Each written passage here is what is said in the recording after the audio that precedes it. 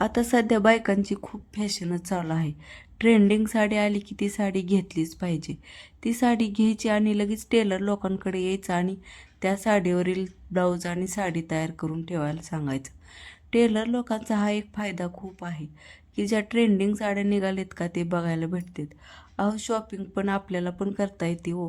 Trending sari आली की घेता येते. पण मग त्या साडीवरील ब्लाऊज शिवायचं कधी? जेव्हा वर्षांनी त्या साडीचं ट्रेंड जाईल ना, तेव्हा त्या साडीवर ब्लाऊज शिवणं होतं आहे. तुमच्याबरोबर पण असंच होतं आहे का? तर प्लीज मला कमेंट्स करून सांगा मैत्रिणींनो. तर माझ्या मनामध्ये पण खूप वेळा विचार येतो, अशी साडी बघितली की असं वाटतं आपल्याकडं पण ही साडी असलीच पाहिजे. अहो ती साडी तर घेऊ शकतो आपण, पण त्या साडीवरलं ब्लाऊज शिवायचं कधी?